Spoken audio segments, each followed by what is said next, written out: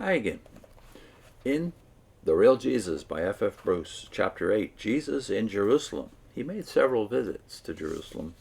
We find that out really only in the Gospel of John.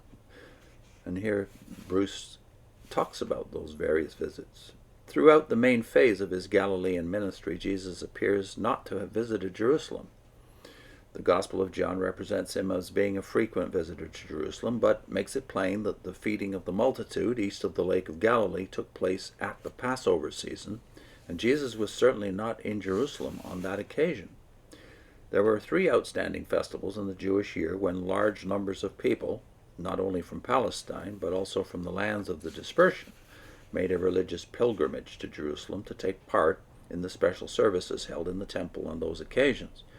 These were the week-long festival of unleavened bread, introduced by the Passover meal, which coincided with the full moon in March or April, the festival of Pentecost, which fell 7 weeks later, and the festival of Tabernacles or Booths, lasting 8 days, which began 6 months after Passover in the autumn of the year.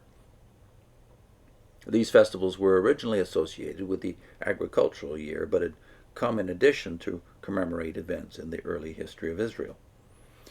When Jesus left Galilee for the last time with the 12 and some other disciples, they set out for Judea and arrived in Jerusalem during the Festival of Tabernacles in the autumn of probably AD 29.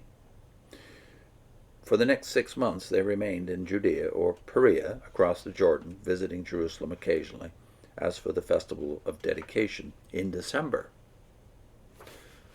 On his visits to Jerusalem, Jesus taught those who gathered around him in the outer court of the temple. Several rabbis had teaching pitches there, Pitches, and Jesus' presence led to debates between him and them, and also between him and the temple authorities. The temple authorities were closely related to the chief priestly establishment, which depended for its survival on the goodwill of the Roman administration of Judea.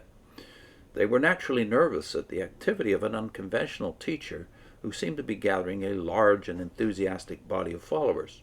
The enthusiasm engendered by his teaching was apt to get out of hand and invite suppression by the Roman forces. The Roman forces pulled no punches when it came to suppressing popular demonstrations. Innocent bystanders were likely to be hurt, as well as those primarily responsible for the demonstrations. Mention has been made already of some Galilean pilgrims who were cut down in the temple precincts not long before when they were taking part in one of the sacred festivals and had got caught up in some disturbance. Jesus might preach a gospel of peace, but any talk of a new kingdom could excite revolutionary sentiments among the people. But as Jesus had proclaimed his message in Galilee, so Judea also, and preeminently Jerusalem, the city of the great king, must have the opportunity of hearing the true way of peace. The position of the chief priestly establishment and the temple authorities might be dependent on their retaining diplomatic relations with the Roman governor and his staff, but that meant that the Jewish establishment became almost as unpopular as the Roman government. Jesus was concerned to emphasize to the people of Jerusalem that if their minds remained bent on resistance to Rome, disaster would overtake their city and themselves. Why not rather follow the way of the Son of Man, the way of submission and service, and thus ensure the establishment of the kingdom of God? Jesus did not just take part in formal teaching and debate in the temple precincts during these visits to Jerusalem. People were interested in the presence of this young prophet from Galilee, whose approach to many religious questions was so free from subservience to tradition. And they came to him with a variety of problems to see what he would say, and sometimes it appears to involve him in some embarrassment. One of the chief theological points at issue between the Pharisees and the Sadducees concerned the doctrine of personal resurrection. The Pharisees had maintained this doctrine since the emergence of their party in the latter half of the 2nd century BC. The Sadducees rejected it as an innovation. When some Sadducees propounded to Jesus the problem of the future marital status of the woman who had been married to 7 brothers in succession, he dismissed their problem by observing that marriage belongs to this mortal life, not to the resurrection life of the age to come. Then he put the doctrine of resurrection on the firmest possible basis by grounding it in the nature of God. If God, long after Abraham, Isaac, and Jacob were in their graves, could introduce himself to Moses in the words, "I am the God of Abraham and the God of Isaac and the God of Jacob," this meant that for God the patriarchs were still alive. He is not God of the dead, but of the living. Mark 12:27. On another occasion, some Pharisees came to him while he was teaching in the temple court with a less speculative problem. They brought with them a woman who, they said, had been caught in the act of adultery. Her companion in crime had evidently been able to make his escape, leaving her in the lurch. Here was the problem. The law of Moses laid it down that a person found guilty of this offense should be sentenced to death by stoning, on the testimony of 2 or 3 witnesses. What was Jesus' ruling? Should she be executed or not? They probably suspected that he was no advocate of capital punishment, and if they knew anything of his record in Galilee, they were probably aware that he was readier to sympathize with people like this woman than to condemn them. But if he said that she should not be put to death, he could be charged with arrogating to himself the authority to set aside the law of Moses, or rather the law of God given through Moses.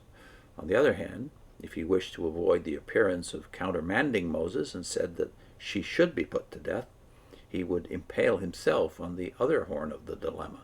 For, since Judea had become a Roman province in AD 6, the right to carry out the death sentence, except for violations of the sanctity of the temple, had been taken away from the Jewish rulers.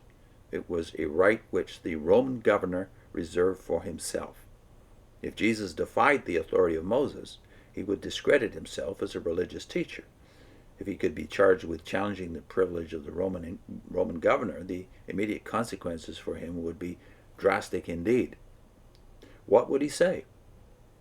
Where the guilty person was to be stoned to death, the Mosaic law directed that the first stone should be thrown by those whose testimony had made the death sentence possible. Jesus modified this direction. Instead of "let the chief witness throw the first stone," he said, "let him who is without sin among you be the first to throw a stone at her," John 8:7. But by without sin, he may well have meant without this kind of sin. At any rate, having said this, he had no need to say anything more. The dilemma was no longer his, but theirs. They quietly slipped away, leaving the woman to receive from the one who was indeed without sin, not the sentence of condemnation, but the assurance of forgiveness, and the command to sin no more. Next time, Bruce deals with the last journey to Jerusalem.